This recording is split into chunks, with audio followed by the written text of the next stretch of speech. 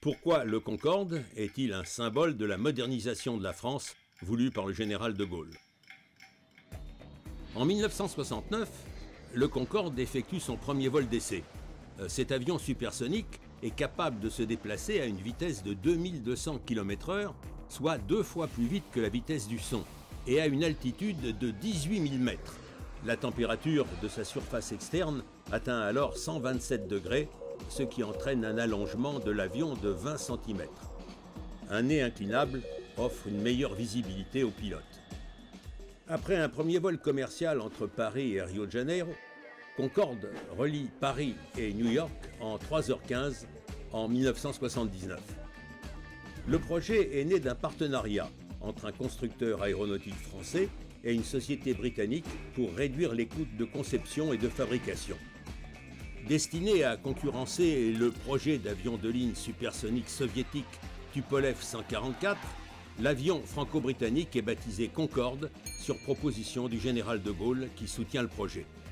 Mais l'avion est critiqué par les riverains des aéroports en raison du bruit dont le niveau sonore est comparable à un coup de tonnerre, pour sa consommation de 20 tonnes de kérosène par heure de vol, soit 4 fois plus que les avions de ligne actuels, pour le prix très élevé de ses billets qui le réservent à une élite. En 2000, le crash d'un Concorde en région parisienne qui fait 113 morts précipite la fin de son exploitation commerciale. Au total, Air France et British Airways ont fait fonctionner 14 appareils entre 1976 et 2003. L'aérotrain est un autre exemple de l'intérêt porté sous de Gaulle aux innovations technologiques. Ce véhicule monorail, turbopropulsé, avoisine les 400 km/h. Si les essais donnent satisfaction, sa mise en service est abandonnée en raison de son coût excessif. Ces projets correspondent aux efforts de modernisation entrepris par le général de Gaulle depuis son accession à la présidence de la République en 1958. Il considère que l'État doit orienter l'économie en finançant des projets novateurs et soutenir la croissance par des commandes auprès des entreprises. C'est la nation, c'est l'État qui doivent surplomber le marché. Bref, il faut du dirigisme. En pratique, le gouvernement s'appuie sur la haute administration et les ingénieurs pour transformer le pays en une société industrielle moderne. Le commissariat général au plan joue un rôle majeur pour coordonner cette politique, d'autant qu'il dispose d'outils statistiques plus efficaces. Cette démarche trouve son origine dans le colbertisme et le saint-simonisme. En effet, Colbert, contrôleur général des finances de Louis XIV, et le comte de Saint-Simon, économiste de la fin du XVIIIe siècle, ont théorisé l'idée qu'il est du rôle de l'État d'assurer la prospérité et la stabilité de la société. De Gaulle entend ainsi fonder un ordre social nouveau.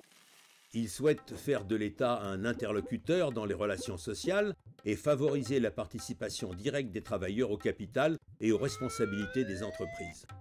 Le président de Gaulle, renforcé par sa désignation au suffrage universel direct, se considère comme le dirigeant de l'économie et non comme un simple accompagnateur libéral du marché. Son interventionnisme concerne tous les secteurs.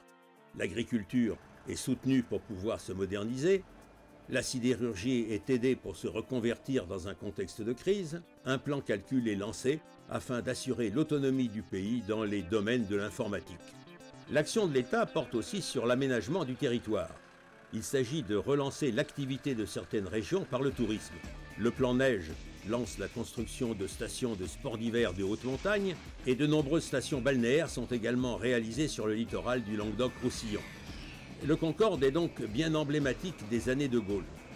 De nos jours, on salue la prouesse technologique, mais le dirigisme qui le rend possible est questionné.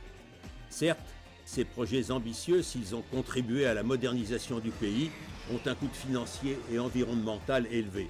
Ils ont vu le jour dans une période de croissance inédite, durant laquelle la protection de l'environnement n'en est qu'à ses débuts.